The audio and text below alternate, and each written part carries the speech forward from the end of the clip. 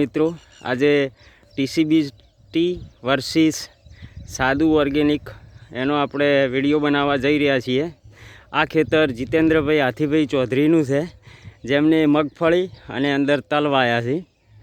અને આ બાજુમાં ખેતર અરવિંદભાઈ હાથીભાઈ ચૌધરીનું છે, જેમને મગફળી વાઈ છે।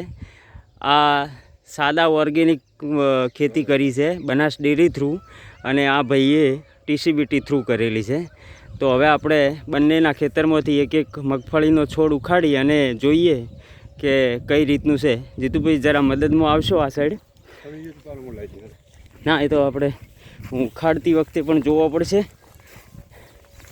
આ રોપાને પેલો આગળવાળો આ રહ્યો આ ભૈયા, હા એ એક રોપો લ્યો। આ બનાસ ડેરીનો રોપો છે, અને આપણે પછી ફળ ગણીએ। ચલો હવે પેલાનું ટીસી આ લઈ લો હાથમાં લઈ લો। ટીસીબીટીનો પણ રોપો એક લઈએ અને બંનેની કમ્પેરિઝન કરીએ કે કેટલું છે। અહીંયા મૂક્યો છે। હવે જીતેન્દ્રભાઈ હાથીભાઈ એમના ખેતરમાંથી એક રોપો લાવશે।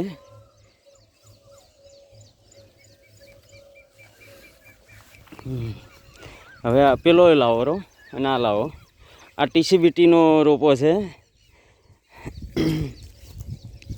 અને આ સાદી બનાસ ડેરીનો રોપો છે। બનાસ ડેરીના ઓર્ગેનિક ખાતરનો રોપો છે। બંનેના અંદર જે તફાવત છે એ તમે જોઈ શકો છો। ઓમ હોમો કરજો એટલે મગફળીની ખબર પડે। હા, લાઇટિંગ ટીસીબીટીનું પ્લસ મગફળીનું પ્રોડક્શન પેલા કરતો સહેજે 10 દોણા વધારે છે, પણ તે છતાંય આપણે થોડા ગણી લઈએ। પહેલાં એનો ગણજો પરા તમે। 2 4 5 6 7 8 9 10 11 12 13 14 15 16 17 18 22 23 24 25 26 27 28 29 30 31 32 33 34 35 40 સમથિંગ છે। 40 છે। હવે ઓના ગણો। 3 4 6 7 8 9 10 11 12 13 14 15 16 17 18 19 20 21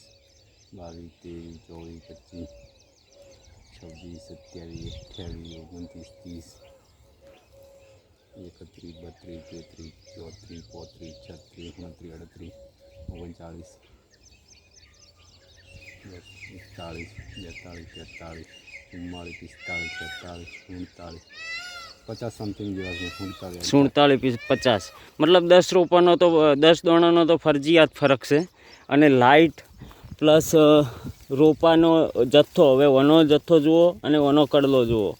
ઓના અંદર જે સોયા ફૂટ્યા છે એ જુઓ, અને ઓમો ફૂટ્યા છે એ જુઓ। ઓનું ડાર્કનેસ અને ઓની ડાર્કનેસ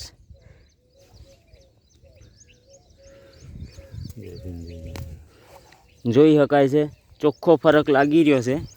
જો ખેડૂતને સારી રીતે ખેતી કરવી હોય અને જો શુદ્ધતાથી અને પ્રામાણિકતાથી ટીસીબીટી પ્રમાણે ખેતી કરે તો સારું એવું ઉત્પાદન મળી શકે છે। જય હિન્દ, જય ગૌ માતા, ભારત માતા કી જય।